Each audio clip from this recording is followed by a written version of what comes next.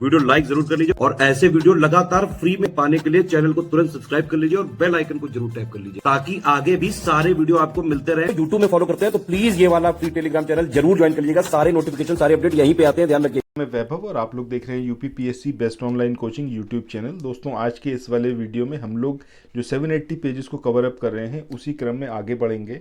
और आज का जो हमारा पहला टॉपिक रहेगा जिसमें हम लोग जानेंगे भारत के जो प्रमुख पठार हैं, यानी कि जो मेन प्लेट्यू हैं इंडिया के, उनके बारे में। ठीक है, इसमें आगे बढ़ें इससे पहले बस एक आप लोगों से दरख्वास्त है कि अगर आप लोग पहली बार चैनल पर आए हैं, चैनल को सब्सक्राइब ज़रूर करिएगा और नोटिफिकेशन बेल के आइकन को ज़रूर प्रेस करिएगा। आपका जो अपकमिंग एग्ज़ाम्स हैं, आरओ का, बीईओ का, या फिर यूपी ट्रिपल एससी के थ्रू जो लोअर पीसीएस का एग्ज़ाम होना है, तो उन सब के पॉइंट ऑफ व्यू से ये जो हमारी सीरीज़ है ये बहुत ज़्यादा इंपॉर्टेंट है।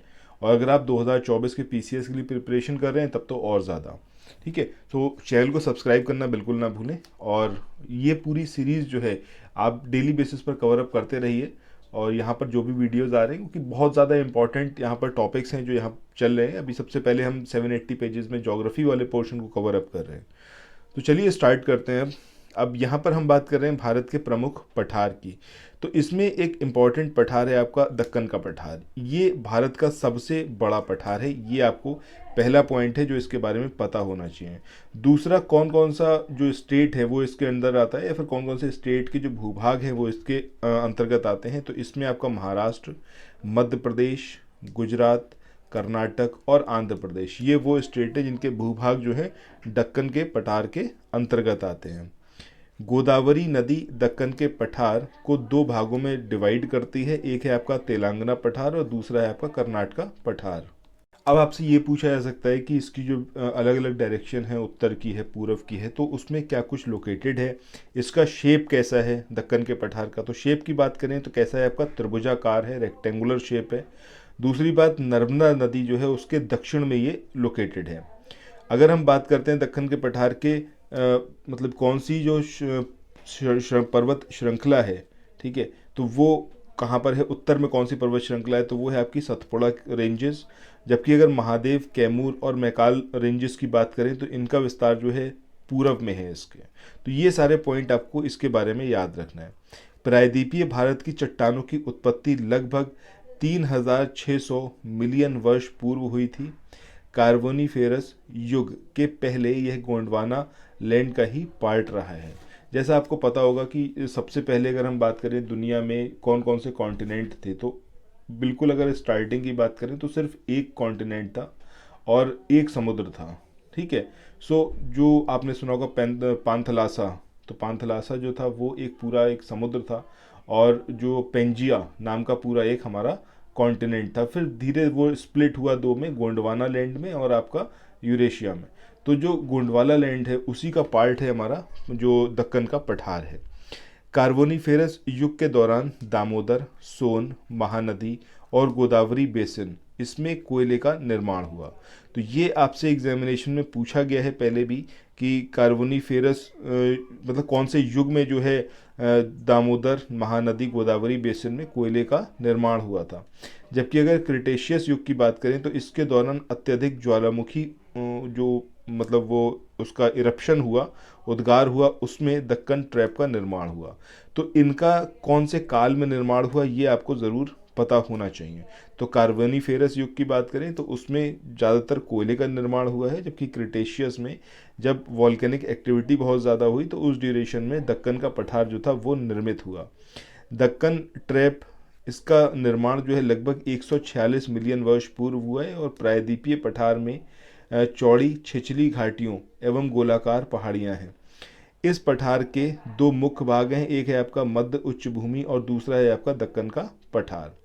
नर्मदा नदी के उत्तर में स्थित जो मालवा का पठार है उसके अधिकतर भागों को मध्य उच्च भूमि के नाम से जाना जाता है। ठीक है, ये लोकेशन अगर आपसे पूछी जाती है कि जो आपका मध्य उच्च भूमि है ये किधर साइड में पड़ता है, तो ये मालवा पठार के ज़्यादातर जो भाग हैं जो कि आपके नर्मदा नदी के उत्तर में लोकेटेड हैं, तो उनको बोला जाता है मध्य उच्च भूमि।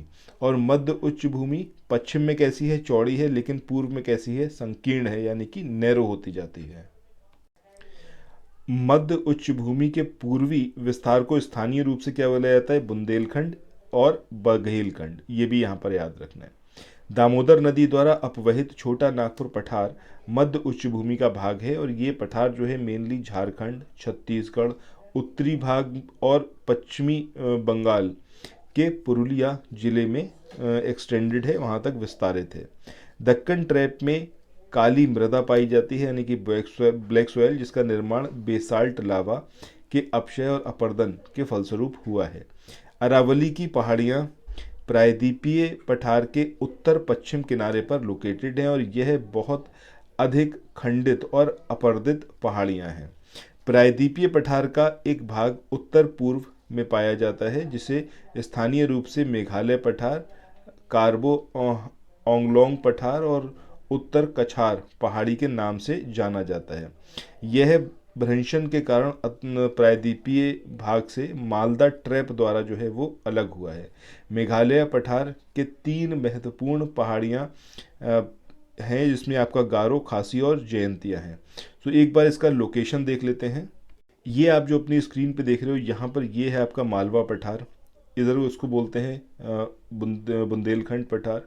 ये साइड जो आ गई आपकी बघेलखंड प्लेट्यू की है, बघेलखंड पठार है।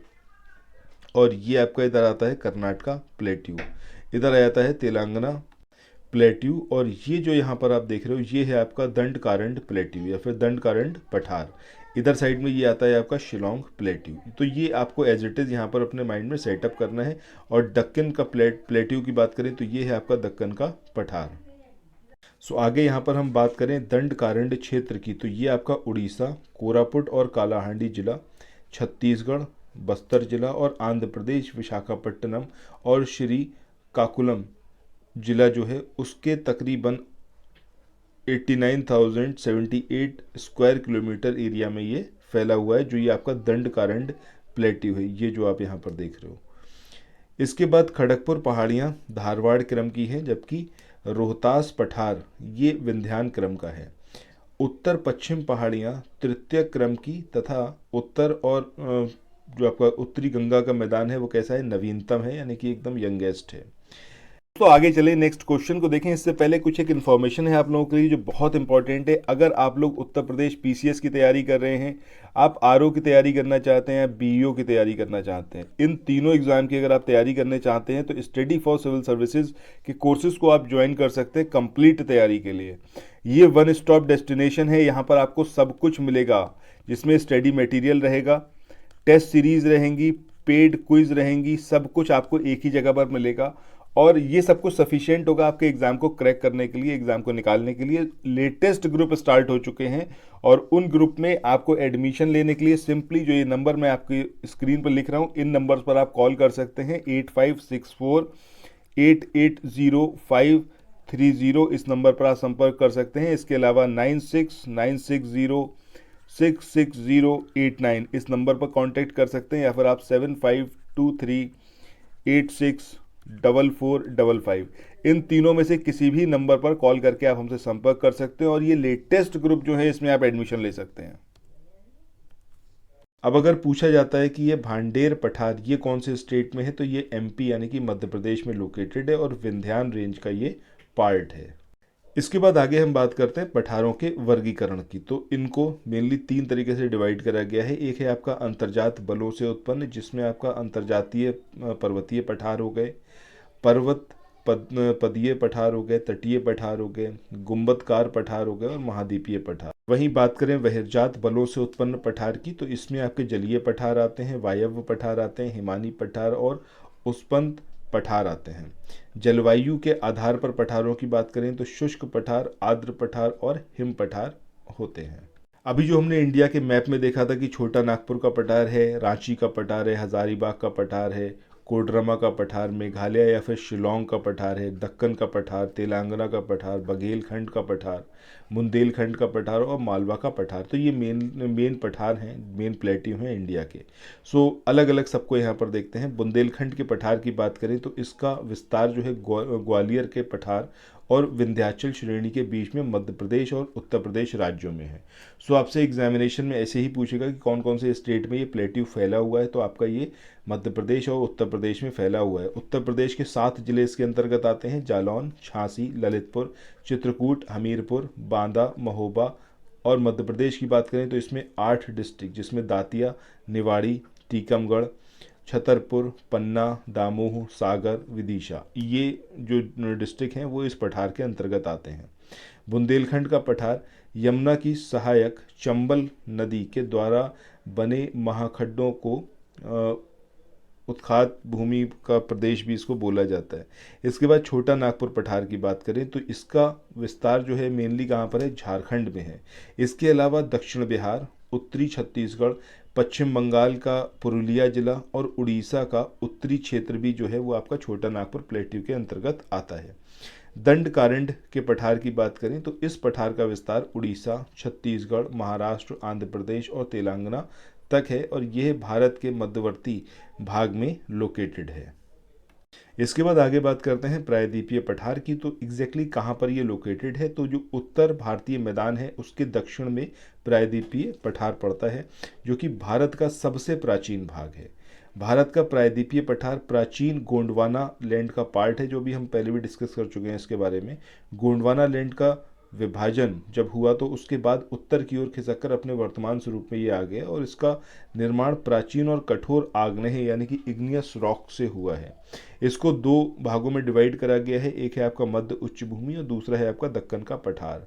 विंध्य पर्वतों के उत्तर में स्थित प्रायद्वीप के उत्तरी भाग को क्या बोला जाता है, मध्य उच्च भूमि बोला जाता है। तो जो विंध्यान रेंजेस हैं उसके उत्तर में जो स्थित है उसको क्या बोला जाता है, मध्य उच्च भूमि के नाम से जाना जाता है। और उत्तर पश्चिम में अरावली पर्वत, उत्तर में गंगा के मैदान से ये घिरा हुआ है। मध्य उच्च भूमि को भी पश्चिम से पूर्व विभिन्न पठारों में डिवाइड किया गया है। मध्य उच्च भूमि के पश्चिमी भाग को क्या बोला जाता है, मालवा पठार के नाम से जानते हैं। पूर्वी भाग को क्या बोलते हैं, छोटा नागपुर के नाम से जानते हैं। और इन दोनों के मध्य में बुंदेलखंड और बघेलखंड का पठार जो है उसको वो नाम दिया गया। अभी जो हमने पूरा मैप देखा था, अगर आपको वो नहीं याद है तो एक बार फिर से उसको यहाँ पर देख लीजिए। ये जो आपकी स्क्रीन पर है, इधर है आपका मालवा पठार, इधर है आपका छोटा नागपुर और इसके बीच में जो ये पड़ रहा है बुंदेलखंड और बघेलखंड। ये सब कुछ आपका पार्ट किसका है, मेनली जो मध्य उच्च भूमि है, यानी कि जो विंध्यान रेंजेस के उत्तर में ये पूरा लोकेटेड है। ठीक है, चलो आगे देखते हैं। अब दक्कन के पठार की बात करें तो दक्कन का जो पठार है वो आपका उत्तर में विंध्यान रेंजेस से लेकर प्रायद्वीप के दक्षिणी सिरे तक है और यह पश्चिम में पश्चिमी घाट और पूर्व में पूर्वी घाट से घिरा हुआ है। पूर्वी घाट की कंपैरेटिवली अगर हम बात करें तो पश्चिमी घाट अधिक सतत और ऊंचा है। पश्चिमी घाट में सह्याद्री, नीलगिरी, अन्नामलाई और कार्डमम हिल्स जो हैं वो लोकेटेड हैं। पश्चिमी घाट की ऊंचाई उत्तर से दक्षिण की ओर बढ़ती जाती है, यानी कि नॉर्थ से बात करें तो साउथ में जाकर इन रेंजेस की हाइट जो है वो बढ़ती जाती है। और सबसे ऊंची चोटी कौन सी है आपकी प्रायद्वीपीय भारत की, वो है आपकी अन्नामलाई, जिसकी ऊंचाई कितनी है, 2695। इसके बाद आगे देखें तो दक्कन के पठार का उत्तर पश्चिमी भाग लावा प्रवाह से बना हुआ है, जिसे दक्कन ट्रैप का कहते हैं। और उत्तर की ओर प्रवाहित होने के दौरान प्रायद्वीपीय पठार पर भ्रंशी ज्वालामुखी की क्रियाएं हुई और दक्कन ट्रैप का जो है वो निर्माण हुआ। दक्कन ट्रैप लगभग संपूर्ण महाराष्ट्र और गुजरात, कर्नाटक, मध्य प्रदेश के कुछ भागों में पाया जाता है। प्रायद्वीपीय पठार की अधिकांश नदियां, जिसमें गोदावरी, कृष्णा, कावेरी आदि जो हैं वो पूर्व की ओर बहती हुई बंगाल की खाड़ी में जाकर गिरती हैं। लेकिन अगर नर्मदा, तापी जैसी रिवर्स की बात करें जो आपकी पेनिनसुलर इंडिया की हैं, सो ये नदियां आपकी पश्चिम की ओर बहती हुई अरब सागर में जाकर गिरती हैं। ठीक है, सो ये था हमारा जिसमें हमने प्लेट्यू के बारे में जाना भारत के। इसके बाद जो अगला हमारा टॉपिक आएगा जिसमें हम लोग पढ़ेंगे मरुस्थल और शुष्क क्षेत्र। अगर आप लोग ये 780 पेजेस कवर अप करना चाहते हैं तो आई होप कि आपने ये वाला चैनल को अभी सब्सक्राइब कर लिया होगा। सो फिर मिलते हैं नेक्स्ट वीडियो में। Till then thank you so much, have a nice day, bye.